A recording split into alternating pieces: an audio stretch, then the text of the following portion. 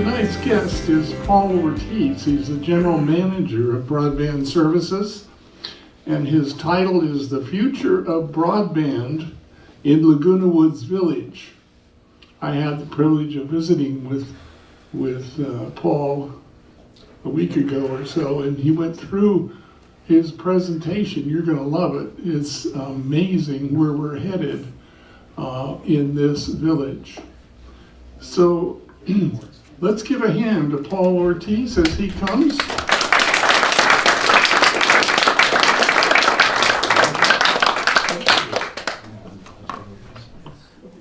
Thank you very much for having me this evening and for coming out and being a part of this program. This is going to be more of it is a presentation, but I would like it to be interactive. So if you have questions during any time, and let's talk about that subject at that time, and then if you have other questions at the end of the presentation, we can go ahead and talk a little bit about that as well. So we are going to be talking about the future of broadband, and as Steve mentioned, I am the general manager of Broadband Services, and as you can tell, I've worked here for a very long time. I actually had the privilege of working with the founder of your video club, which most of you probably don't even know. His name was Roy Odelson. There were a group of people that actually took the emeritus television class at Saddleback College, and when the semester was over, they thought, well, why should it be over? So they made a video club, and they used to have little productions, and they'd come into Channel 6 at that time, and we'd work together with them. So it's been going on since well into 1988, and you all have done a great job of continuing it, and some of the work that we show on Village Television, we're very proud to broadcast for you. So thanks so much for doing that. I also run Village Television, which most of you know me from. I also am your representative for West Coast Internet. West Coast Internet has been your internet provider since 2004. A lot of you had him with DSL, and that's how he started here. He was here, and you all went from dial-up to to faster speeds, and then eventually in 2010, you started high-speed internet with West Coast Internet. So I manage that relationship, and then also the commercials you see on the cable networks, not the loud ones. And those are troublesome, but we work on them. And call me if what channel, what commercial, about what time, and we can fix it. So don't think that we're trying to just blast you out of your house. And we all think that you're an older demographic, so the volume has to be loud. That's the last thing we want to do. So just let us know, because there are thousands and thousands and thousands of commercials that are broadcast on our system on a daily basis. So I run that as well. And I have a couple of cards here, or grab me and you can have my email address as well. So today we are going to be talking about the future of broadband, but what I really wanted to talk to you about is nationally, the United States has actually done that infrastructure bill. This was a huge bill here for us in 2021, $65 billion that are going out to systems throughout the country. And they're grants. Because I went to a show in Las Vegas last year, and I'm talking to all these guys, and they're all operators, and they're all in the Midwest. And I'm like, so what are you guys doing? They're like, oh yeah, we're building fiber, and we're going everywhere, and going doing this and doing that. And I'm like, well, how do you guys make any money doing that? And they just looked at me like, make any money? We're not going to make any money. Our return on investment is like 35 years. So, with this grant, we're able to, narrow that digital divide that we now have in our country. So there are operators out there that one subscriber will be here, and guess what? The next farm is like 5 miles down the road. And that's really what this bill is about. It's about bringing everybody back together, providing high-speed internet for rural America. And also, of course, what we learned from the pandemic, right? We're all wanting to be connected. So we want to connect with telehealth and your doctors and your family and all that. From the pandemic, we learned what? Wash our hands. And we want to be connected with people. So that's what this digital divide is now trying to narrow and bring to everybody. And obviously, with the infrastructure bill, it also is going to, help with jobs in the Midwest as well. And that's really what it's for. It's for the Midwest and the rural America. So I want you to look at some of these statistics. It's kind of a lot. But where do you fit in this? You know, it's interesting that 86% of Americans rely on internet at least 5 days a week. So PJ, could you give me a wide shot of the audience? I want to ask a couple of questions. And then you see I highlighted another one. So how many of you here use the internet more than 5 days a week? I kind of thought that number would be higher too. And then 76 agree or strongly agree that internet service is as important as electricity or water in their daily activities. And I would have to say that's true too nowadays. So, you know, especially when people move in, you know, you really want your internet to be ready because now you can call, you know, the plumber, all the people that you might have that, you know, want to come and help you with your move. And it's almost like electricity. You want it all to work. So I thought it was interesting. And then, of course, you know, people want faster download speeds and, of course, now faster upload speeds. The other thing we learned from COVID, right? It's easy to bring stuff down. It's fast.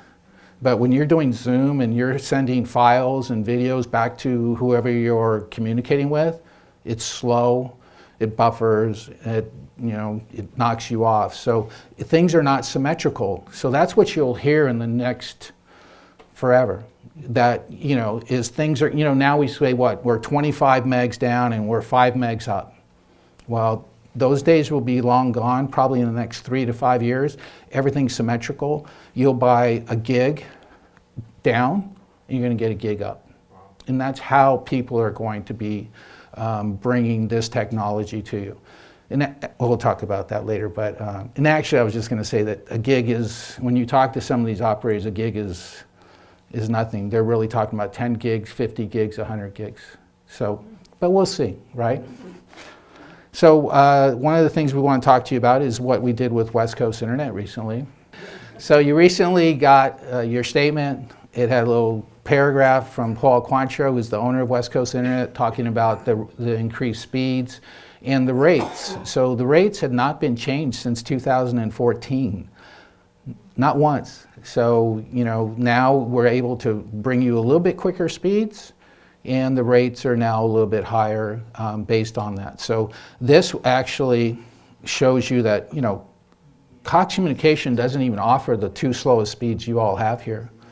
And the slowest speed you had before wasn't even the minimum of the FCC requirements for high-speed internet. So it kind of tells you guys were really far behind. And, you know, when you talk to people and say, well, what do you think of broadband? It's like, oh, it's terrible. Well, yeah, you're buying 25 megs and you're only going to go so fast, and your router is 10 years old. And, you know, you need the newest and best equipment as well.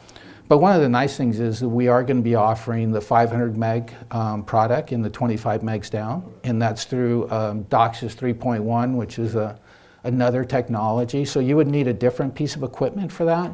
So if you are like Debbie Dotson, who does Let's Talk Tech and works out of the home quite often, you're going to probably want that speed, and then you would have the equipment for it. And I'll tell you what, one of the best things about West Coast Internet, at least for me in my area, I live across the street and I have Cox Communications, and I pay $130 a month. I get 250 megs, and because my kids are online constantly, and so is my wife, I go over the data cap because they only give you 1.25 terabits a month, which seems like a lot, right? It goes fast. Especially when you have 4 kids and they're watching YouTube, Netflix, on their phones, doing all that stuff. So I get the privilege of paying $31.99 every month so that I don't go over the data cap and they start charging me all these extra fees. West Coast Internet does not charge a data cap here.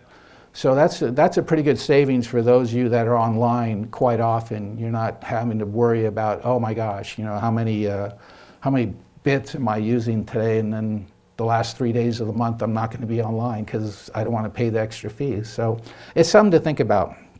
And then of course, nearly 36% of subscribers currently are below the minimum because those are the ones that were taking the slowest speeds. The nice thing is that year over year, the subscribers on the lower side are going away, and then the people on the high-speed internet are starting to grow. So we know there's a demand out there. So it's kind of nice to see that bit of a flip-flop. And then in working with West Coast Internet, we also were able to negotiate a rate increase, faster speeds, and a better share.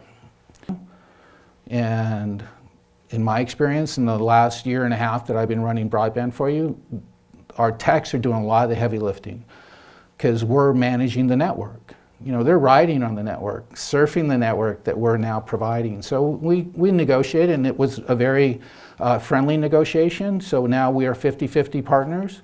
So that actually will bring nearly $500,000, if not more, depending on how many people take certain speeds. And that'll be back to the Golden Rain Foundation. And that's something you should consider. When people talk about the rates and, oh, they're $40, $50. Well, in the real world, they're hundreds of dollars, right?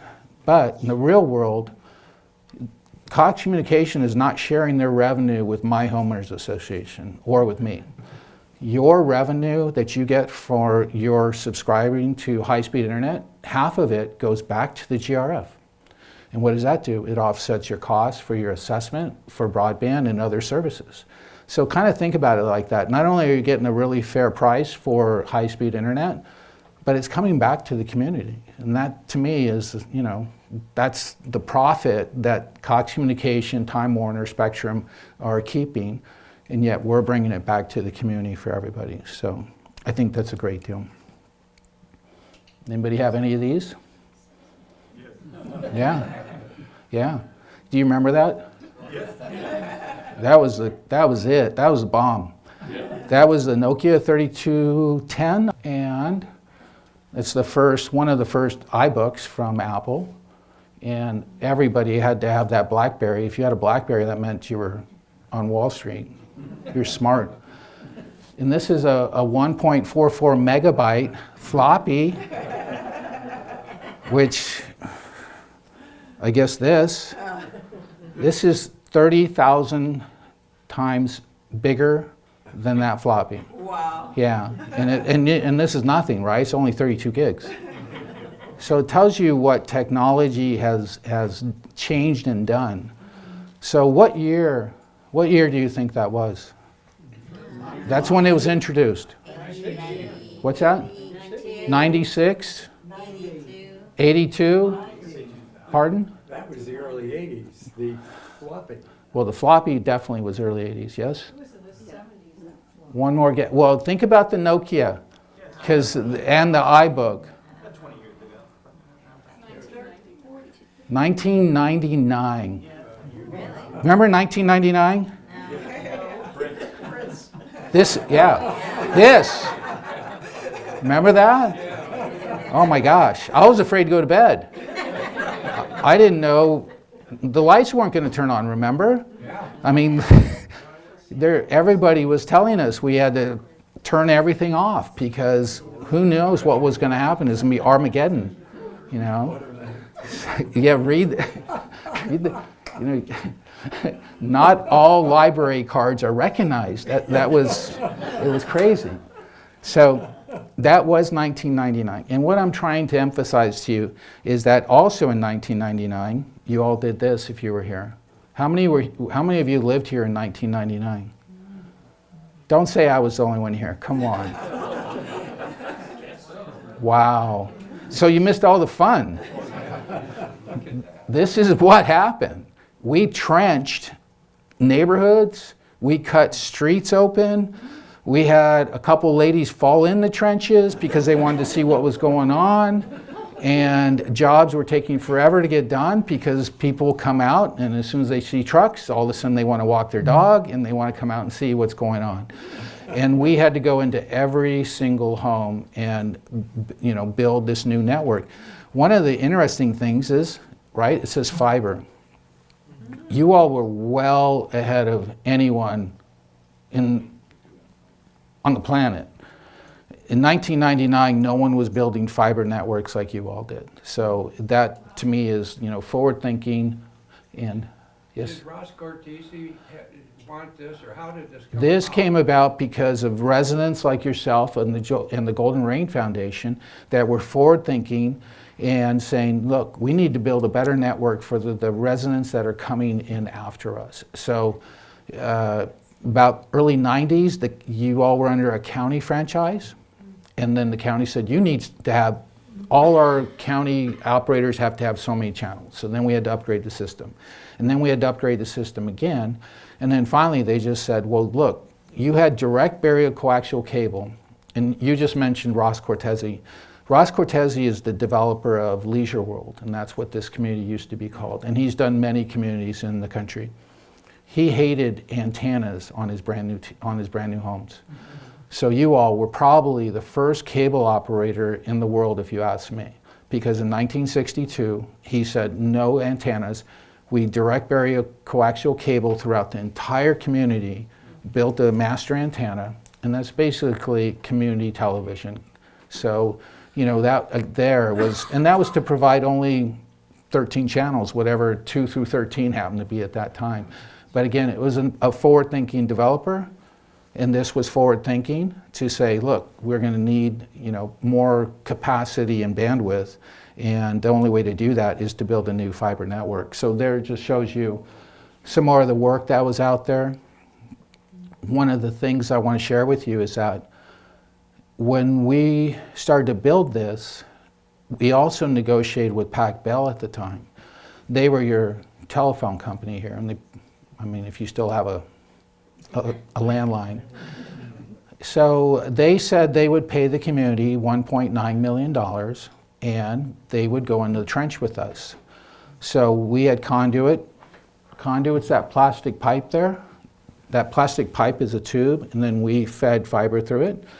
So they said, well, we want that as well, and we're going to go. So we dropped 2 pipes, basically, throughout. They backed out of the deal.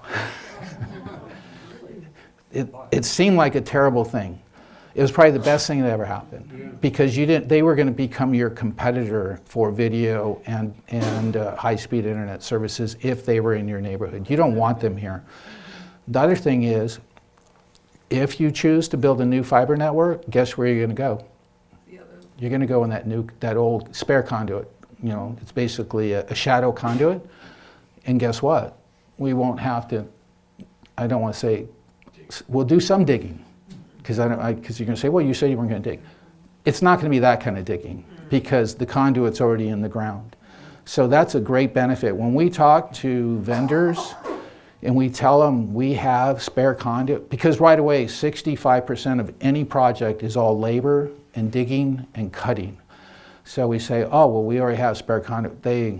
Their eyes just, and then they fall back. It's quite amazing that you all have this opportunity. So when you do choose to rebuild the system, at least you have some opportunity to use new conduit. So this is what you have currently. It's called a hybrid fiber coaxial cable plant. It's HFC. You can see there's lots of components to it. A lot of these components use electricity. And electricity costs money nowadays. How many of you got your electric bill the other day? Oof. So you can see you have many different components out there. You have amps, you have mini bridgers, and these are all in little vaults or big vaults, depending on where you live and what neighborhood. And then you can see that each node, and a node is a neighborhood. A node has about 400 to 500 homes, depending on what location it is. So you have about 32 nodes here. But the challenge we're having right now, as we mentioned, is an aging infrastructure. Because you put this in the ground in '99, so it's now 24 years old. Now fiber, everybody asks me, well, how long is fiber going to last? And all the experts we've talked to, they don't even know how long fiber is going to last. Some people told us 25 years, some people have said 30, some, if you Google it, some even say 40. It's all glass, but the problem is we have electric components and amps and all these other components within the system to feed you the video and the internet speeds that you're having today. So that's really the issue, is that you have parts that are past end of life. We used a lot of Motorola equipment, and 10 years ago, they stopped supporting any of our cable products. So we go to salvage and we try and find people that have this kind of equipment, and it's hard to find and it's expensive. And luckily, and if you all have met him, Hank Deming, he's Doc. If you watch Back to the Future, he's Doc.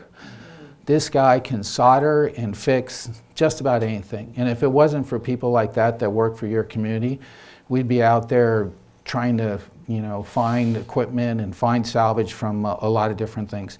So, we have few spares. Replacement costs are expensive. We have backup batteries in cabinets. We had an outage last week, right? How many got to enjoy that? Yeah, that's a transformer that drowned, and Edison, did their best to work on it. Our guys were out there till 8 o'clock at night putting out generators, and you also have backup batteries. So these backup batteries, are now they're expensive. And I don't know if you've heard or seen any freight charges lately, but can you imagine shipping your car battery to your son in Texas and how much that's going to cost you? Because that's what's happening with us. We buy from a company in Florida, and when you buy 40 batteries, and they all weigh, 25, 30 pounds, and now with freight and shipping, it gets to be expensive. And then, of course, copper is now, pretty, I want to say it's almost a precious metal, but a lot of people there's a demand for copper, and then those prices are going up as well. So that gives you an idea of what we're dealing with today. So this is what the industry is going to. It's called PON. It's a passive optical network. Passive means no electricity. It is light from the head end on Campo Verde to your house. You just have, it's the tin can. Do you remember the tin can? This is the tin can on steroids. So here is the head end. We talk, we send out communication. It goes through your line, goes to your tin can, which is your home. That's the ONU. It's an optical network unit. And then that converts all your data, depending on what you're watching and what you're using on the web, and sends it to you. So the beauty of this architecture is that you change the tin cans. So if you put in a 10 gig or 50 gig system today, and then 25 years from now, somebody else is going to be standing in front of us, or in front of somebody, not us, maybe not me, but, and then they're going to say, we need to upgrade the system. Well, gosh, those guys were so smart in 2023 and 26 that all we have to do is change the equipment in the head end and change the equipment at the premise. And so the fiber network will, be there in the ground, and you just change the ends. I don't understand the difference between the fiber network we have now Yeah. and this fiber network. Why this one should last longer than the one that we've got on the ground? So the one in the ground it's been in the ground for 25 years, so we're not sure how long it'll actually last, because glass will degrade, and we know that from signal. The farther the signal goes out, the less signal there is, so we have, you get buffering basically. The other challenge really is not just the fiber in our ground today, but it's the components that are in between it. So we have fiber, goes into an amp, that goes into a line extender, that goes into a diplexer. This only has equipment. This is the head end. The next piece of equipment is usually right here, unless you do a split. A split saves money, but that means now I'm going to share my signal with you, and you, and you, and you, and you, and let's hope you all don't get online at the same time. So this way, it's just one piece of equipment from Campo Verde, the head end, all the way to your house. Where today we have electrical components in the system, and those are the things that are really a burden, because like I said, we can't replace them right now. We have to fix them or salvage them, and at some point they're going to fail. But the fiber is basically the same. The fiber of 1995, when this was bought, is probably not the same, but fiber is pretty robust.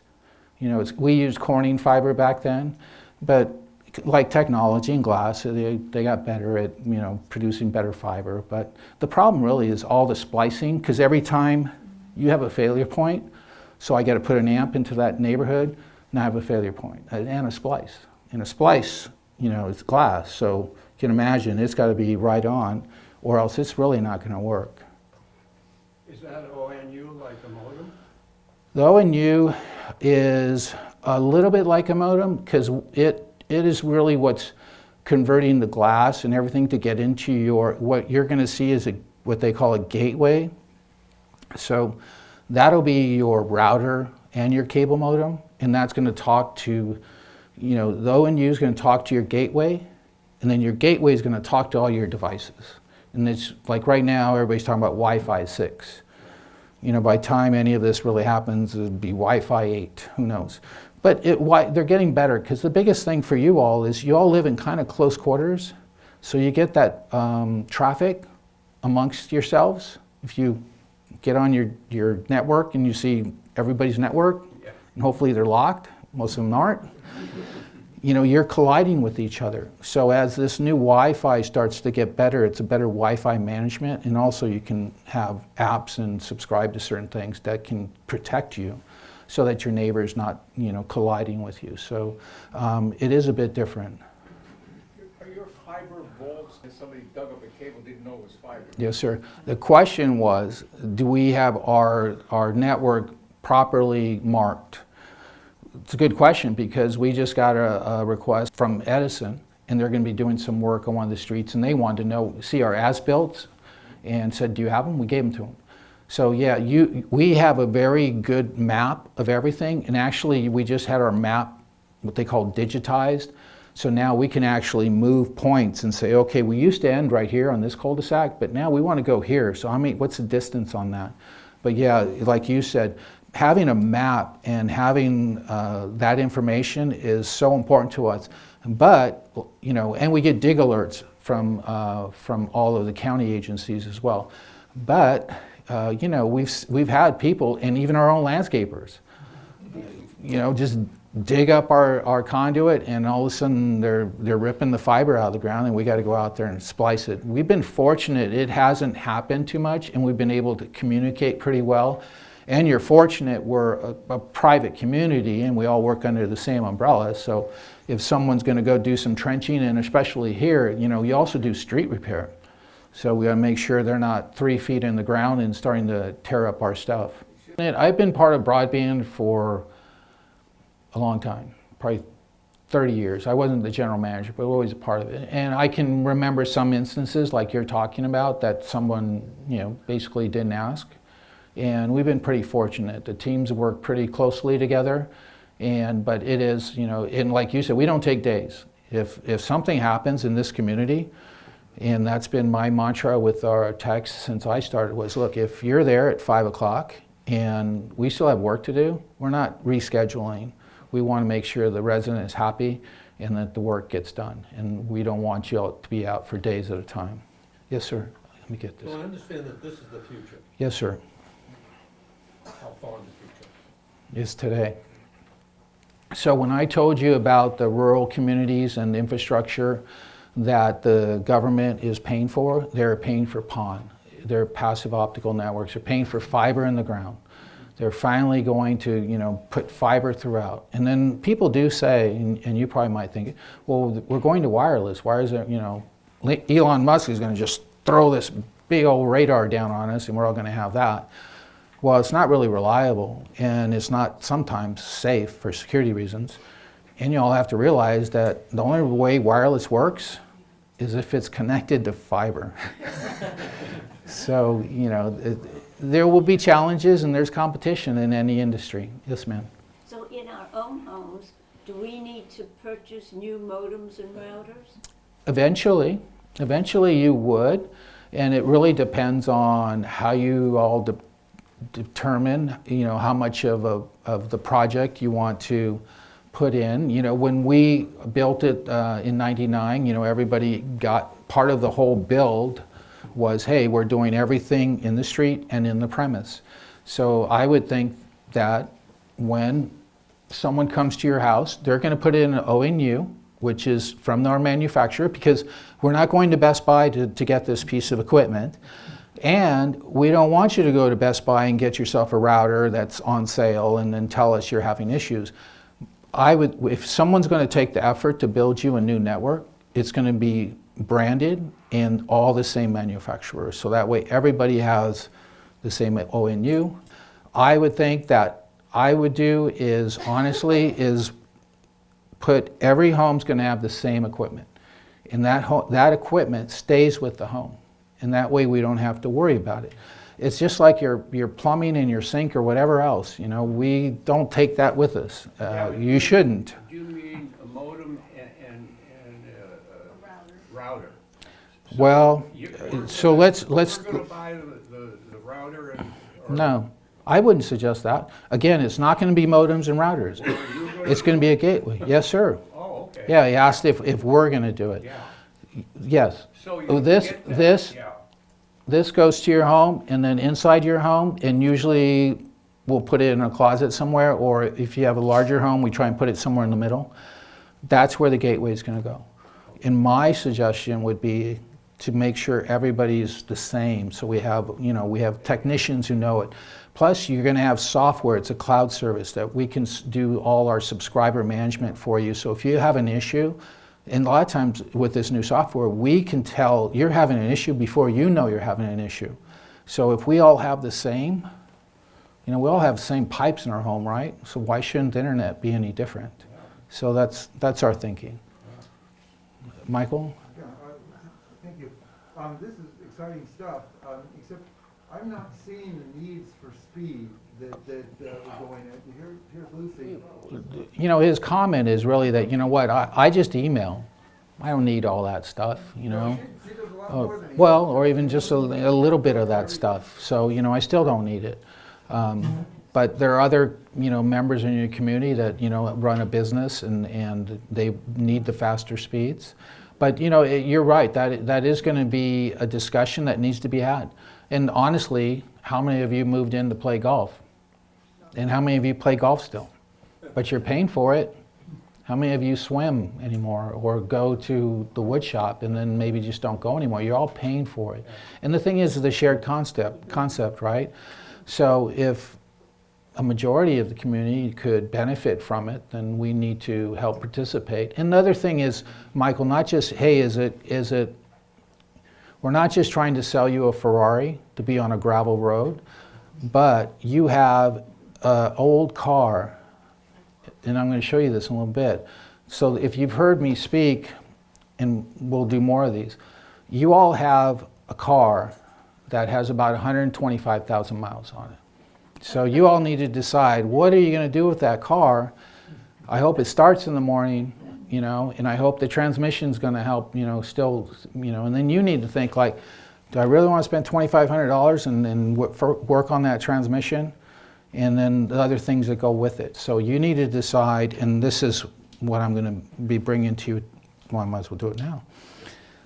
So you had yes, sir, before we go on. Looking at your diagram, the blue box is external from the house? Well, that's a good question. So the ONU comes in two fashions, indoor and outdoor. So talking to some of our vendors, and we're actually walking with some vendors all day Monday, is that some of these ONUs, when they go into MDUs, multiple dwellings, we might put them outside into our lock boxes now, maybe. You don't, other than recently, it rains, but we have pretty good weather. But they can go in the home, or it can go outside. So it just really depends on the layout of the community. When we get to the towers, it's all going to go on each floor. And if you're in single-family homes, obviously, the closer we can get it to the home, the better. Yes, sir. Okay, it looks like you have a cable going from the blue box to the structure. Yes, sir. So Are you running additional or possibly replacing cable into the home? there will not be cable anymore. It's going to be fiber straight to the ONU, and then the ONU will talk and be connected to the gateway in your home. So that's how that will work. The heat here, my shower, turn on, I'm coming to take a shower. Yeah. 10 minutes shower, I Yeah. want to take it. So- I'll actually turn on the light. Yeah, and you're right, because that's how we've been trying to get y'all to understand it. It's a highway, right? And so your car is the data that's going through, and all of a sudden we got this car from 1999 slowing things down, and next thing everybody's mad and this and that. But it's something to think about. Another thing you need to think about is, and you probably don't realize it, is how many Wi-Fi devices do you have in your home? And Jim Cook, if you know him, is a director in our community. He has 32. The average, yes. Well, this is interesting because he has those little Wi-Fi leak detectors. So he counts those. So he's got like 8 of those. So then, it starts to add up. And those Wi-Fi devices are like electricity. So you all grew up, I grew up, my dad yelling at me to turn out the lights, right? So every light you leave on, just think that's a device. Instead of taking kilowatts, now you're taking bytes out of your data, because now your leak detector's on, your phone's on, your Siri is over here listening to everything you say. So those things start to add up. And they're on 24 hours. And they're on 24 hours a day unless you turn them off. Yeah. Actually, I compare, that's the way I look at it. Mm-hmm. Yeah. And the other thing is that most people, the average in the United States is about 15 to 20 devices. Just so, your community is unique because you only have really 1.5 people living in each unit. So it's a little bit different when you do the Democrats. Let me get him real quick. Yeah, I have a question. First of all, it's very important future-proofing everything. Technology changes exponentially.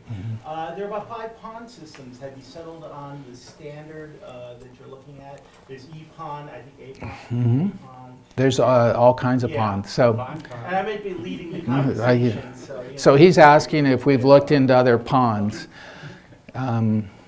When I started researching pond a year ago, everybody was doing G-pond. And E-pond is Ethernet pond. No one's doing that anymore. And that's the thing, is funny too, because I'm talking to operators now and they went, oh yeah, we did G-pond. And I'm like, well, when? And he said in 2020. And I'm thinking, wow, 2 years, their stuff is basically obsolete. G-pond is gig pond, so everybody was going to get a gig. And like I just told you now, we've been looking at XGS. That's 10 gig symmetrical.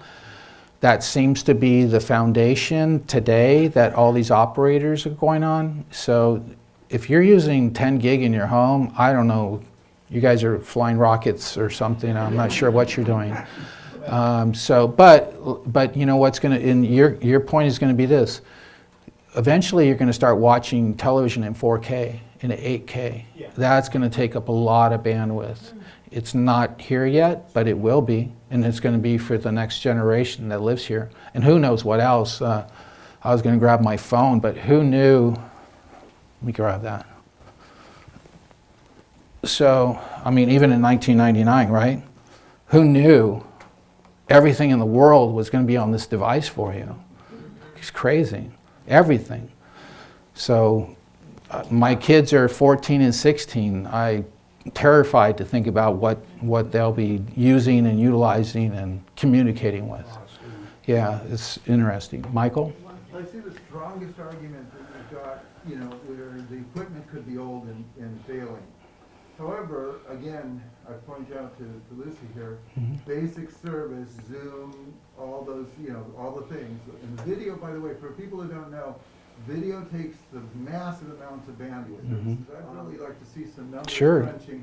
How many of you want the GRF to know what you're doing online and how much internet usage you're using?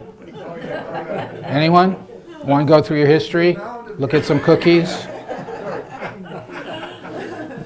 That would not show your data. That would just be the internet. Yeah. The internet user. That would not expose anyone's data. But the biggest thing is, even like right now, we're touting ourselves, ooh, we're going to go 500 megs, and honestly, it's basically the low end of a lot of other operators. But eventually, the equipment is going to fail, and not just the fiber. It's the amps, it's the line extenders, it's the diplexers that I just told you about. Those are the things that are going to give you issues. The fiber, like I said, I don't know if it's going to last another 15 years or another 5 years, and no one can tell us that. Everybody goes, well, how long is fiber going to last? And I say, well, if you can tell me how long a Tesla battery can last, then I'll give you a guess as to how long fiber will last. All materials, they have a life expectancy. Yes, they do. As a matter of expansion and contraction. Correct. And electron, I mean, the molecular change inside the Yeah. crystal structure. Are you receiving fair vote? That is going to deteriorate and die. Yes, ma'am. I wanted to know, once you've decided on the system and how you're gonna configure it, how long will it take to ultimately Right. back at the? That's a good question. Well, what I want to start with right now is you can see the slide here. I say it says own and operate. So you all paid for the broadband group to write a very in-depth report. You had one in 2020 and then you had another one recently. The good thing is that these guys look at systems throughout the country. They said your system was one of the best systems they've ever seen. So we're very proud, and the gentlemen and ladies that work in broadband do an incredible job. And if there's an outage, a couple of them live across the street, they're here and they work hard. And then a lot of times they work hard during the day because they don't want to come back at night. But in that report, the second report said, look, you need to do something. Well, you don't need to do something. One of the scenarios was status quo. You know what, we're gonna run this 125,000 mile car until we gotta get a tow truck, and my brother's gonna have to come pick me up somewhere, you know? So that's one of the scenarios, and we will continue to operate it, and as amps fail and other components fail and you have outages, then we'll try and fix them as quickly as we can, and just do that and hope it lasts a certain mile. You know, it's like, How will that affect the cost? and costs will go up because you have maintenance and you have repair. Right now you put in capital for infrastructure, so we're using that to replace batteries and components. As this ages, just like a car, now, your $100 bill is now going to be a $2,500 bill because now I got to fix my engine. So it's kind of that analogy. So, but it just depends. How long do you want to run this 125,000 mile car? You want to get 200,000 miles out of it, and then we'll just continue to try and operate it and run it for you, and we'll do the best that we can. And that's going to be one of the choices to the GRF, because that's our responsibility, is to status quo, just keep running it, basically sunsetting it until it just fails completely and you all hate us. So. I may have missed this, but this infrastructure bill that was passed, Yes, ma'am. do we get a benefit from that? Unless we have sheep and cows and farmland, yeah. That was one of the questions, because there are grants everywhere, but grants for South Orange County, probably not going to happen. Yes, sir. You mentioned batteries. Yes, sir. Do you have generators on? Yes, we do. We have generators, so when our batteries failed the other night, because they were on for so long, we brought in generators and we lit up a few of the neighborhoods that way. Yes. How long will your generators stay on, or do you have a contract with anybody to come in and replenish? Good question. Long-term outage? Good question. So we have little mobile generators that'll last 5 to 6 hours, and those will keep you until hopefully Edison gets their job done. But one of the beauties of our system too is that we have a giant generator. If you happen to go to the RV lot back there in the garden center off Campo Verde, you'll see a large Caterpillar generator. That thing will run for 4 days. Wow. As long as we keep gas in it, it's going to run 4 days and run your system. Gas or diesel? Don't you have fuel there? It's In a full. tank? It'll run for 4 days if we have to start it today. You don't have another tank to, 4 days is a pretty long time. yeah, I know, but he was just worried about it. Yes, sir. As a kind of a sidestep, speaking of generators, are we allowed to have our own generators? That's a GRF question. Depends what mutual you live in. He asked if they're allowed to have their own generator. I would assume so. I actually see them on commercials, and I've seen them, if you live in the Midwest, and people are definitely, when they get snowed in, they're having generators. But I don't know what the policy is in your community, if you can fire up a generator and, you know, those, and you know, Elon's making them too, those power cells he's making for homes. I wish he'd focus on that, because I think that's a wonderful, I think that's the way this community, you know, we no longer need to be on the grid in some way if you have solar, and then that's a whole different presentation. Candles work real well And too. candles are nice once in a while, yeah.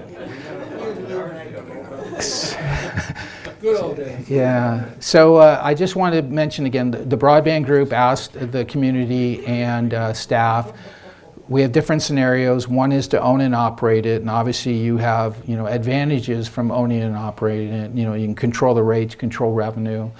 You also become the owner of a very sensitive, and you have liabilities with being, you're providing video, you're providing internet. If someone's talking to their doctor and all of a sudden the internet goes out, you know, there's certain things, but you know, this community has always owned and operated their amenities. So we did farm out your video at one time, and with connection if you were in 2010, and they went bankrupt in 2 years. So we kind of learned from that, but you know, your community is usually, you know, pretty, let's own and operate it, and we'll figure it out. We also can lease and manage it. So by that, we talk to partners. There's plenty of fiber builders and ISP people that are running communities in Solana Beach and Encinitas and Fullerton and Rancho Santa Fe and all over California. You'd be surprised how many people actually are running small communities, and that would be someone you would partner with. There's been a model like maybe we lease them per foot, or we do a revenue share, kind of like we're doing with West Coast Internet, or maybe West Coast Internet is now your lease partner in this. It just depends. So that's an option that we've looked at, and obviously we would negotiate rates, we negotiate revenue, and of course, you know, the customer service here is incredible. So that's the most important thing. So, you know, are you going to have the customer service levels and the first call resolution that we have with you? So that would be one of the things. And one of the things I want to talk about, and this is kind of a driver for this whole discussion, is programming. So as you know, the programming landscape has changed dramatically in the last 5 years. How many of you have Netflix? Almost all of you. So you realize you're streaming, right? You realize you're already streaming. Okay. If you have, how many have Hulu? Some of you, but I bet you a lot of you have Amazon Prime. Yep, practically all of you. So those are the kind of things that are changing the landscape. And not only is it just those, but all these pluses you're now seeing. It's interesting too, because with Paramount Plus, ESPN Plus, what are these programmers trying to do? They're trying to go to you direct to consumer. They don't need us anymore. All they need us for now is the pipe. We want to make sure that you have good internet service so that ESPN can sell you their package, or CBS All Access, or any of these. So that is really where programming and content is going, and that's going to be a challenge. So one of the things that's really, here, let me give you back. I'll give that back to you. Did you take a picture? Yeah. Yeah, no. Thank you. Yeah, and then of course Peacock, and it's interesting too, because Peacock now is including their local affiliate, their local network, which I think everybody is going to do eventually. Yes, Mike? But our bill's gonna go up to what it costs outside if you only have 3 or 4 of those. That's going to be kind of an issue, but also it's choice, right? Because so I saw a package the other day, it was $6.99 for 40 channels that I would have said, wow, I watch those. Because do you watch more than 10 channels? Probably not. No. We offer you like 300 channels. So you're paying for all those other channels. Yes, ma'am.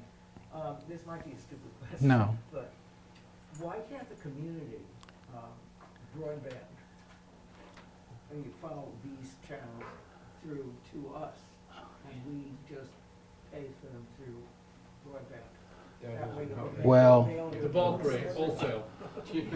okay, she asked why don't we offer these channels? Well, In a way we do, because if you have internet service, you can sign up to YouTube TV right now, and you already do. You all have Netflix. Well, we didn't have any choice in that. Yeah, but Now- we pay separately. I'm talking about Right. the community paying for the Right. entire community. It's as a bulk. We've been asked this question, okay? How many subscribers do you think Netflix has? How many millions of subscribers do you think Netflix has? Do you think they really want 12,736 more? Let's go talk to those guys. It's hard to talk to these big companies. You all are a very large community, but when you're talking millions and millions and millions and millions of subscribers, 12,736 doesn't even move the dial. It just, you know, we've had this discussion with the broadband group. Well, we're going to talk to Verizon, and they're going to just give everybody a phone, and then we're going to have Verizon Vios. Well, they have millions and millions of subscribers too. And do you think you're going to get the customer service that you deserve when you're part of a huge ocean? Right now, you're all a big fish in your pond. So, you know, it's just hard to negotiate that. But we've had that question before from many directors. Like, you know, well, we're going to buy 1,000 lawn chairs. Well, we should get a deal. Well, you know, there's some manufacturers that's not a lot. So But- none of these services that stream, none of these streaming services have attempted to approach large groups like cities. No. No, you belong to a co-op which has millions of subscribers, and they're not even being approached by it. I wasn't going to get into this, but I'll tell you now. So you all belong to a co-op. That's how you buy programming. And they were called the National Cable Television Co-op. Now, they changed their name last year. Cable, for one, is like talking about AM radio. Cable is going away. Their name and brand now is National Content and Technology Co-op. They want to be providing vendors, hardware, labor, experts to teach their members how to give broadband and high-speed internet to their customers. There is no money in video, especially if you're an operator, because it is so expensive. So they're really, that kind of tells you, and even this shows you, you're paying, especially for local networks, you're going to be paying high 20s and 30% for ABC, NBC. You know, we just did KTTV, 28%. I was part of the, if you don't kill me, getting rid of KTLA, because when I was negotiating with them, You're the one? I'm the one. That gal would not budge. KTLA wanted a 200% increase. And then I just told her, and I showed her the lineup. So we're going to watch 8 hours of reruns of 2.5 Men for how long? And the beauty of it is they had just lost the complete control of the Rose Parade. So the Rose Parade went to all the channels that year, and it worked out because then we just told people to watch it on Channel 4 and Channel 7. But, you know, they have different programming. It doesn't really meet the demographic in our community. You're going to see in the next 3 to 5 years. It's called Next Gen TV. It's 3.0. And all the over-the-air, it's called OTAs now. Everything's an acronym, right? All the LA stations from Wilson are going to go on. If you have a Next Gen 3.0 TV, it will have a tuner in it, just like the old days, except for the tuner's going to be inside, and you're not going to have rabbit ears and telling people, hey, to move it here and there, and you're going to be able to see all of the digital HD channels that are out there today. If you want to watch KTLA and you live in the right part of the community, you go get yourself a digital antenna right now and you can watch it. So Next Gen TV 3.0 will enable residents to see the local networks for free. You won't believe how much you pay for these local networks. I mean, they're right up there with the sports channels. It is super expensive. We can't share rates with you even though you pay for it because we have confidentiality agreements with the NCTC, but we can tell you it's expensive or we can tell you the percentages. So that will be a driver, is local television, because that's what really people watch. So how are we going to get it? I'm a T-Mobile subscriber and have been for many years.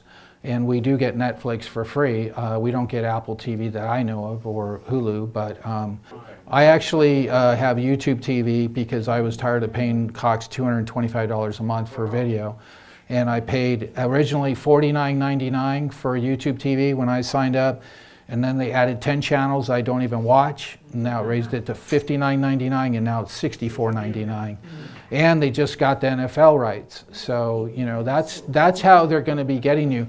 And wait till the sports programmers start going to just their apps, you know, and just, you can only watch, you know, the football games or the baseball games on ESPN Plus.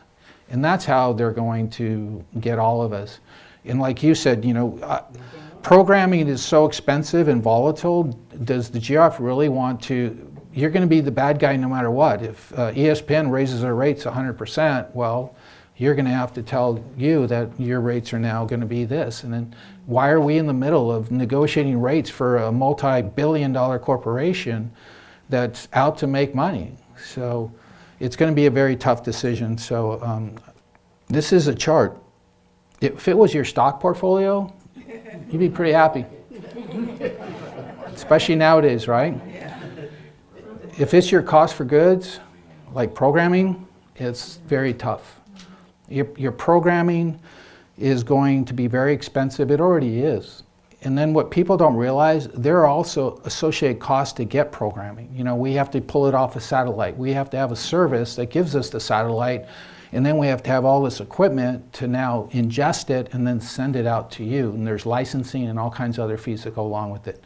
So when people tell you programming right now is about $4.3 million for this year, there's probably another 600 in getting you NBC and KTTV and those other channels.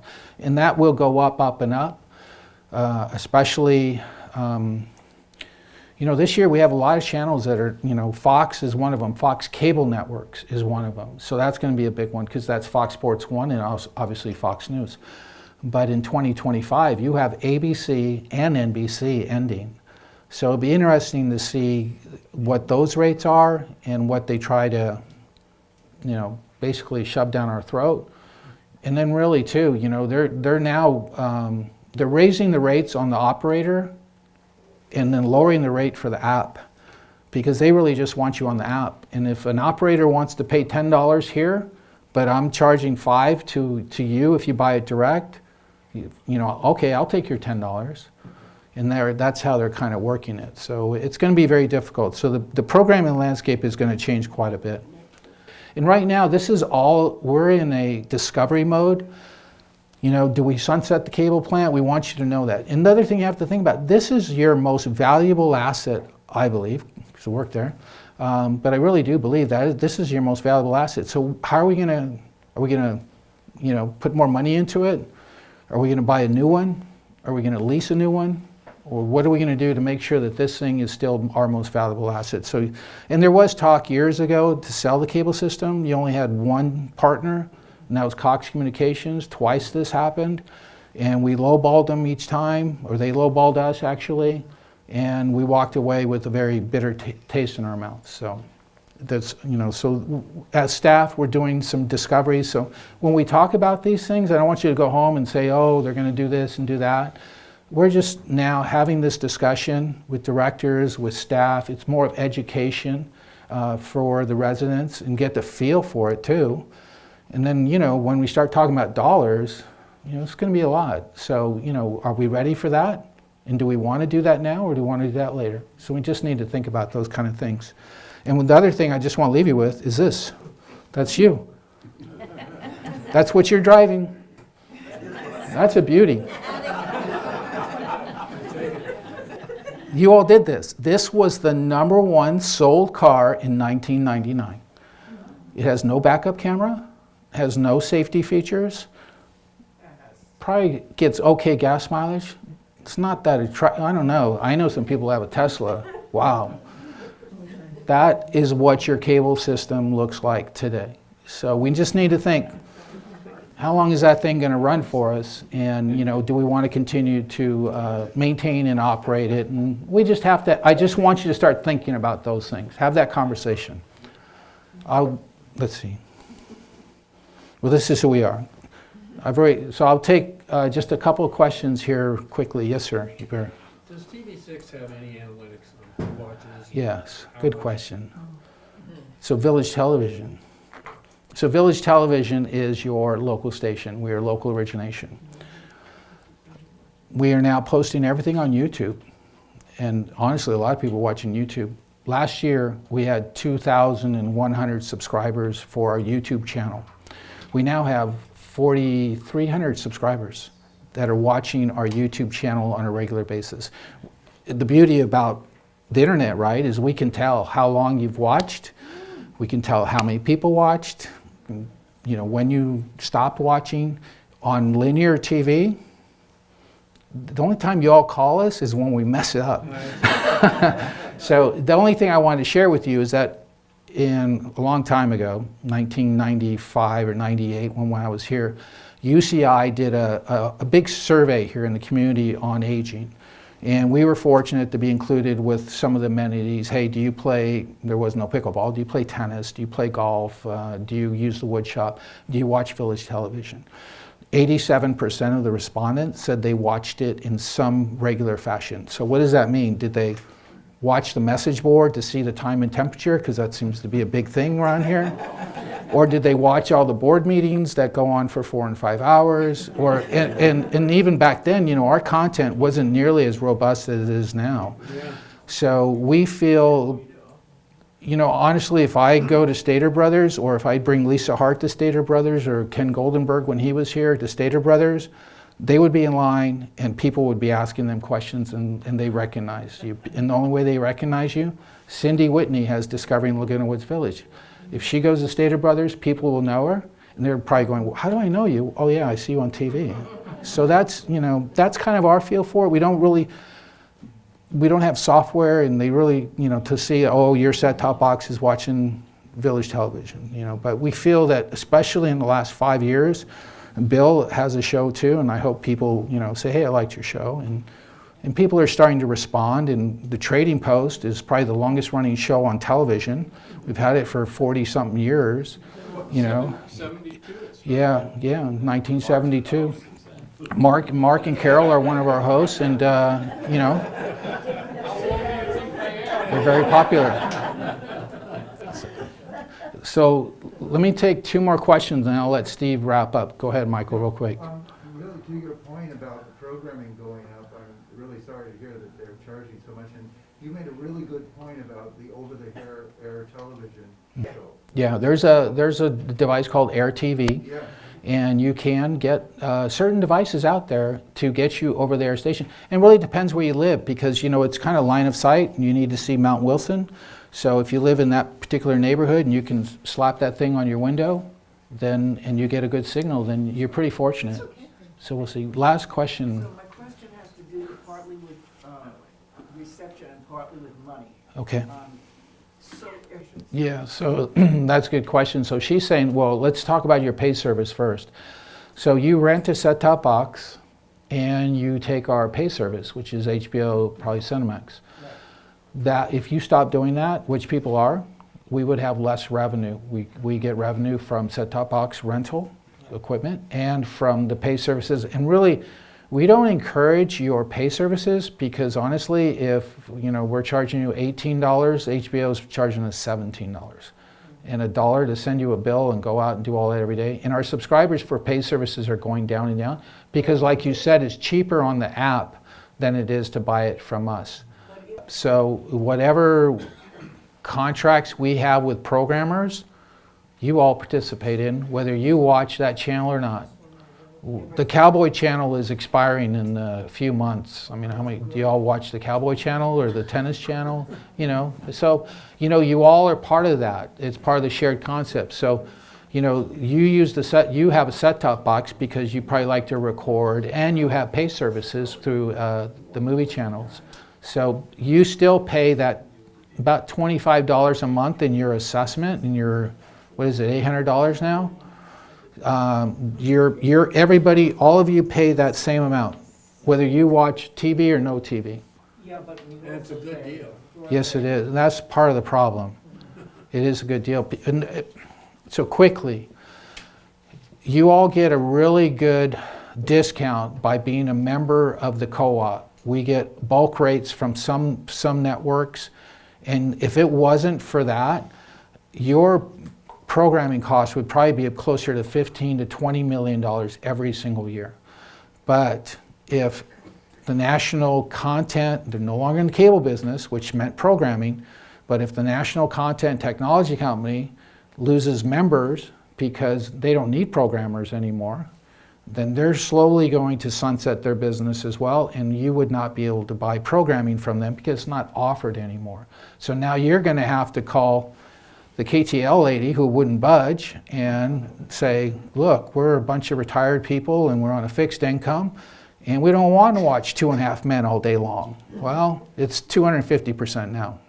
So those are the challenges we will face as programming, the landscape changes, whether it's technology or as costs just basically take you out of the business. So, like I said, it's just a lot to kind of think about right now, but that's why we're having the discussion. So let's just keep talking about it. We're going to continue to have VMS. We'll continue to be presenting at board meetings, and we'll talk about some of this. And then we're planning on doing like a streaming 101 class. So like, you can kind of get an idea of what's out there if you have Paramount Plus and what you possibly will want. And honestly, a lot of people, heck, they just watch YouTube all day. That's free. So, it depends what at least this way you'll have a choice. You can have Paramount Plus. I love Paramount. I like CBS. I only like CBS. Okay, I'm going to take CBS All Access.